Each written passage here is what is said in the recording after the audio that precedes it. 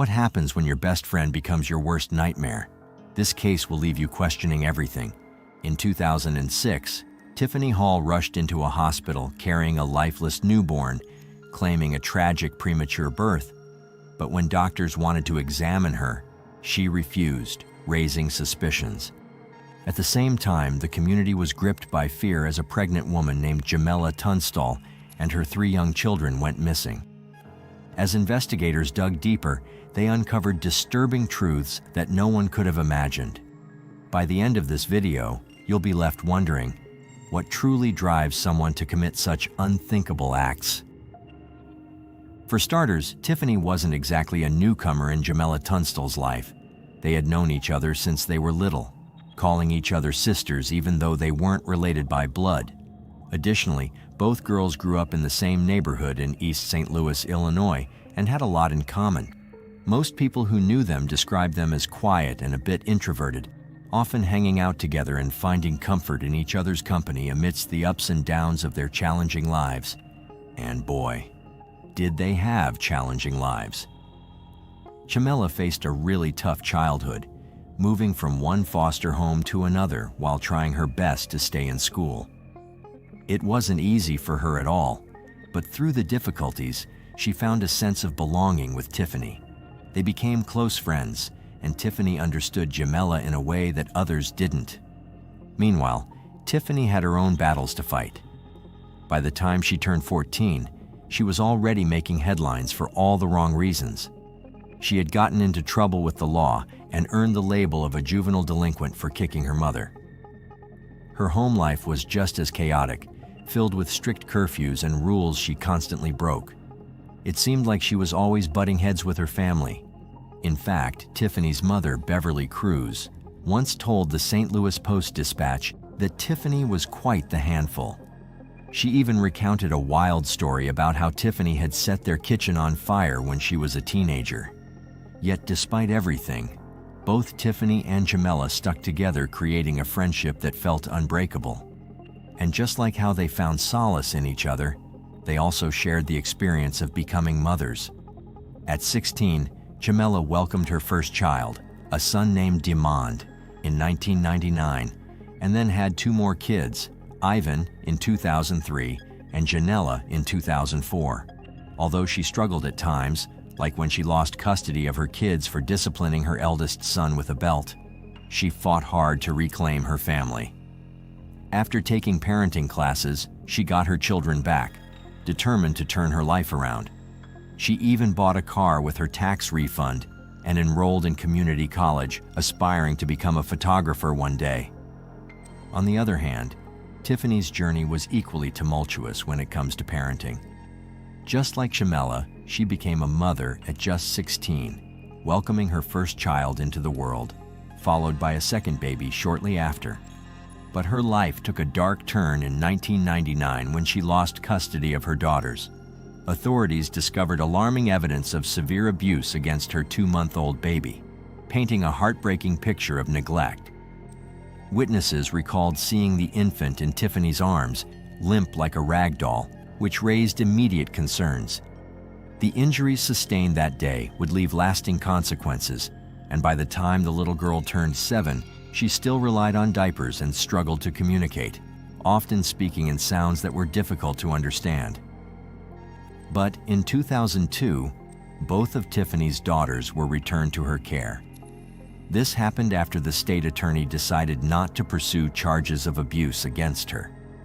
The Department of Children and Family Services concluded that Tiffany was no longer a threat, which meant she could finally reclaim her role as a mother. It was a big relief for her, a chance to start fresh with her kids.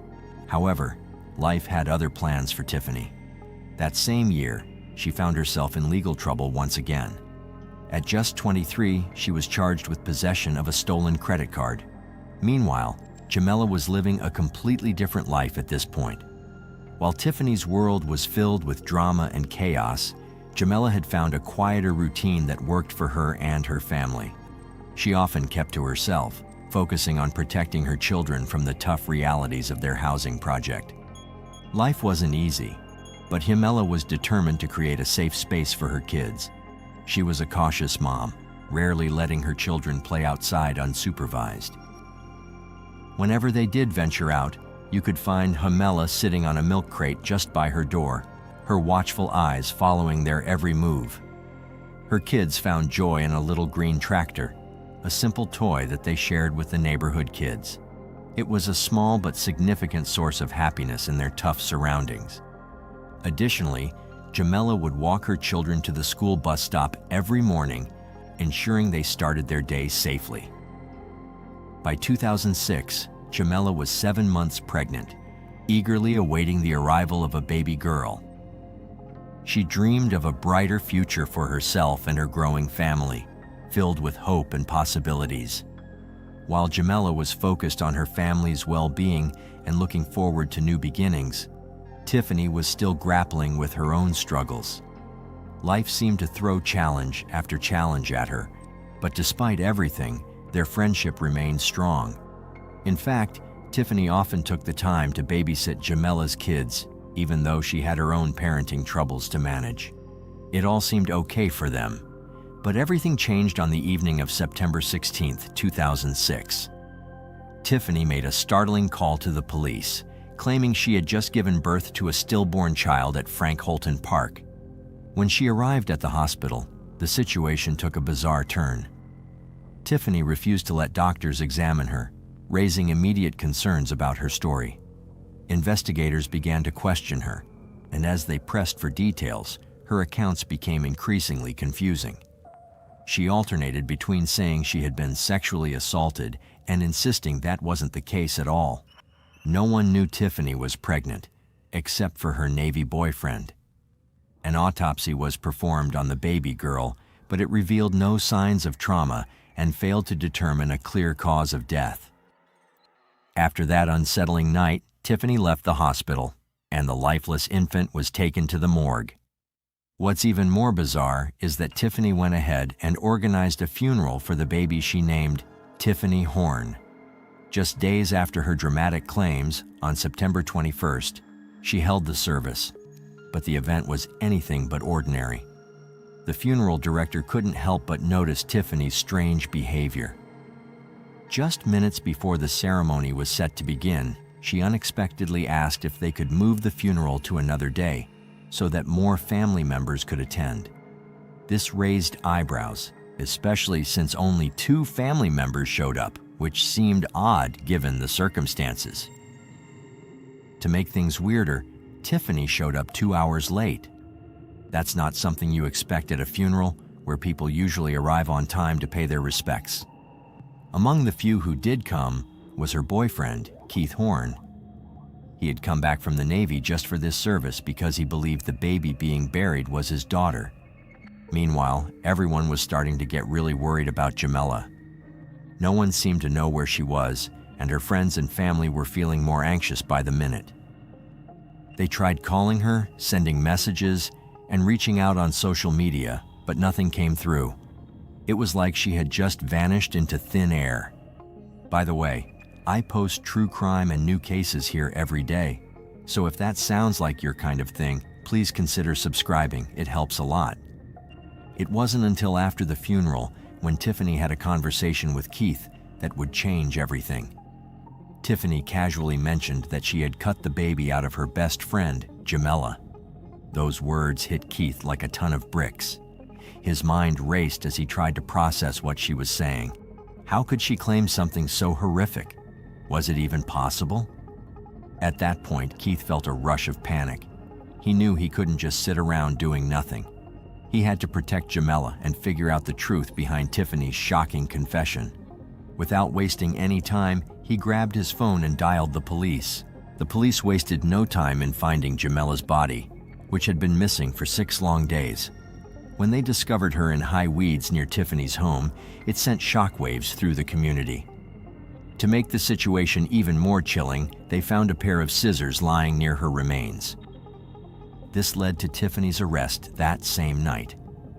While in custody, she began to share the horrifying details of what had happened almost a week ago, the day she delivered her baby girl. Earlier that day, Jamela, who was 7 months pregnant, had been casually hanging out with Tiffany at her mother's home in Belleville. But things took a dark turn when Tiffany struck Jamela over the head with a table leg, hitting her repeatedly until Jamela became unconscious. Once Jamela was down, Tiffany took the situation to an unimaginable level. She bound Jamela's hands and feet with duct tape, ensuring she couldn't escape. At one point, Jamela regained consciousness and desperately tried to wriggle free from her restraints. But Tiffany, now completely unhinged, struck her again and taped her mouth shut to silence her cries for help. Then Tiffany dragged Jamela's lifeless body into the bathroom. In a chilling moment, Tiffany cut open Jamela's stomach with scissors in a desperate attempt to take the baby from her womb. Tragically, Jamela was still alive during this horrific act, but she lost an enormous amount of blood and eventually succumbed to her injuries. After committing such a monstrous crime, Tiffany tried to cover her tracks. She wrapped Jamela's body in a shower curtain and transported it to a weedy, vacant lot behind her house, where she dumped it like garbage. What's even more unsettling is that Tiffany had been planning this for weeks. Just a week before Jamela's murder, she had purchased items for a makeshift birth kit, scissors, alcohol, and a bulb syringe. To make things even more twisted, she had been pretending to be pregnant, hoping to lure her boyfriend Keith home from the Navy under false pretenses. When the news hit that Jamela had died and Tiffany had been arrested, it horrified both their families. Both mothers were left reeling, struggling to comprehend the tragic turn of events. Just when everyone thought things couldn't get worse, another dark cloud loomed over the community. Jamela's 3 children were missing, and nobody knew where they were. The following day, Friday, September 22nd, the police sprang into action. They headed straight to Jamela's apartment, hoping to find photos of the missing kids to share with the media, hoping someone would recognize them and help bring them back. Jamela's partner, Ivan Collins, had already been questioned, and the police needed more information from him. While the police were piecing together the timeline, they learned that Tiffany's daughters were safe, but Jamela's kids were still unaccounted for. The officers reached out to Ivan again, hoping he could shed light on the situation. He mentioned that he'd last seen the children 3 days earlier, on the 18th, but when he was asked about their whereabouts since then, he said they had been with him before leaving with Tiffany that same night. This raised even more eyebrows. As the investigation continued, Tiffany was still in custody, and it wasn't long before she spilled the beans about where the kids were. This confession led the police back to Jamela's apartment the next morning, but what they found was nothing short of horrifying. As they stepped inside, a dreadful smell hit them, a sickening stench that made it clear something was terribly wrong. It was then that they discovered the heartbreaking truth: the naked and decomposing bodies of Jamela's 3 children. 2 were crammed inside the washing machine, and the 3rd was found in the dryer.